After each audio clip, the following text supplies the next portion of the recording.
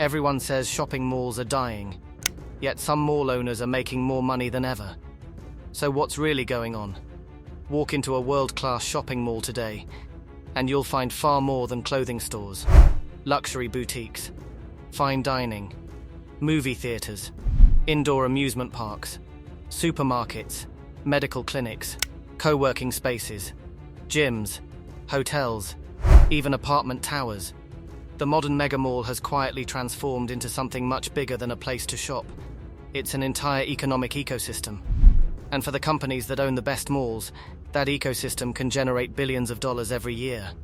So why do some shopping malls continue thriving, while others become abandoned ghost buildings? How do mall owners actually make money? And can a physical shopping center still compete with Amazon and online retail? Let's walk through the hidden economics. A mall doesn't sell products. The first thing to understand is that mall owners usually don't make money by selling clothes, shoes, or electronics. The stores do that. Instead, mall owners sell something even more valuable: access. Every retailer inside the mall is paying for access to thousands or sometimes millions of potential customers. The better the location, the larger the customer base, the higher the rent. That's the foundation of the entire business. The mall isn't a retailer. It's a landlord operating one of the world's most valuable forms of commercial real estate. Location is worth billions.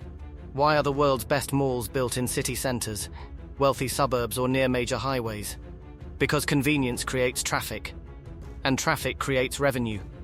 A shopping mall receiving 20 million visitors every year becomes incredibly attractive to retailers.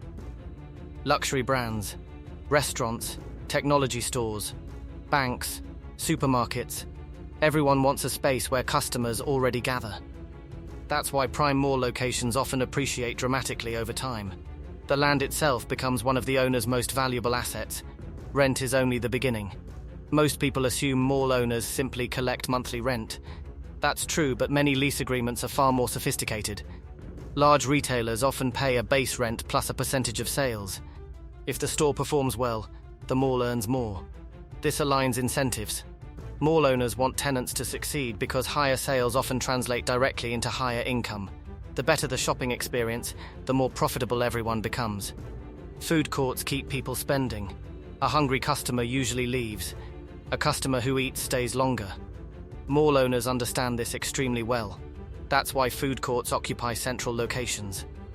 Fast food, coffee shops, desserts, international cuisine, casual dining, fine dining.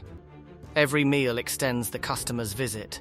The longer people remain inside the mall, the greater the likelihood they'll make additional purchases.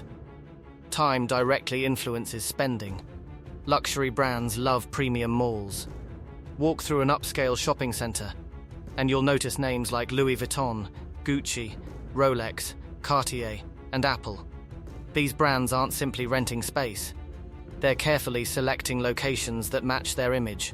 For mall owners, attracting luxury tenants creates several advantages: higher rents, prestige, affluent visitors, increased spending.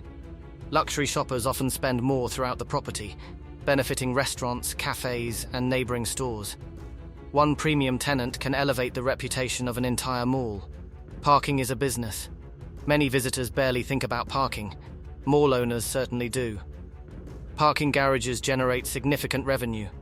Hourly fees, daily rates, reserved parking, electric vehicle charging, valet services. During weekends, holidays, and special events, parking income can become surprisingly substantial. In busy urban areas, the parking operation alone may represent a valuable business. Advertising generates passive income. Every digital screen, every banner, every promotional display, every sponsored event creates another revenue opportunity. Brands pay to advertise inside malls because shoppers are already in buying mode. Unlike online advertising, mall advertising reaches consumers at the exact moment they're making purchasing decisions. That attention is valuable. Events bring new customers. Successful malls don't simply wait for shoppers. They create reasons to visit.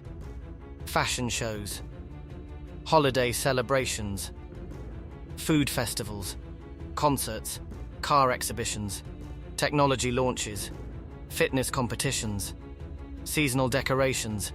These events increase foot traffic. Higher traffic benefits tenants.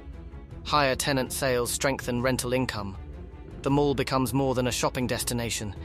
It becomes a community gathering place. Offices and apartments are moving in. One of the biggest trends transforming malls is mixed-use development. Instead of relying entirely on retail, developers increasingly add office towers, hotels, medical centers, apartment buildings, student housing, co-working spaces. Residential communities create permanent customer bases.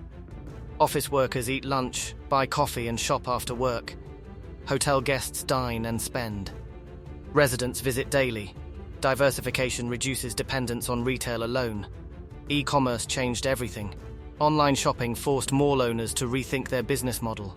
Consumers can compare prices instantly, receive same-day delivery, shop from home.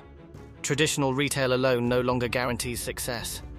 Instead of fighting e-commerce directly, successful malls adapted. They integrated technology, click-and-collect services, mobile apps, digital directories, loyalty programs, interactive experiences. Many retailers now use physical stores as showrooms supporting online sales. The relationship between digital and physical retail has become increasingly connected. Maintenance costs are massive. Owning a mega mall isn't cheap. Electricity, air conditioning, cleaning, security, landscaping, elevators, escalators, roof repairs, lighting, fire safety. Technology, these expenses continue every day, regardless of customer traffic. Keeping a massive property attractive requires constant investment.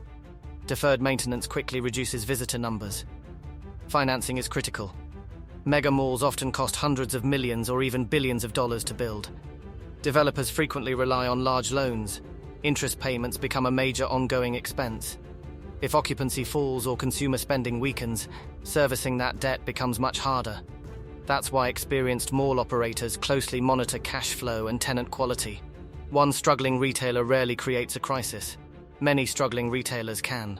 Why some malls failed. If malls are so profitable, why have so many closed? Usually, several factors combine. Poor location, weak tenant mix, outdated design, competition, population changes, economic downturns, failure to adapt to online shopping. Successful malls evolve continuously. Failing malls often remain stuck in yesterday's business model. The difference isn't simply retail, it's adaptability.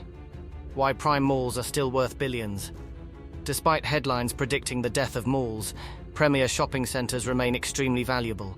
Mega shopping malls reveal an important economic principle. The most successful real estate isn't simply about buildings, it's about creating ecosystems: retail, entertainment, dining, healthcare, hospitality, residential living, office space, events, technology. Every component strengthens the others. The result becomes far more valuable than any single store could achieve alone. If you enjoyed this video, like the video, subscribe to the channel, and drop a comment below telling us which billion-dollar business, luxury asset, or hidden economic system you'd like us to explore next. Thanks for watching, and we'll see you in the next one.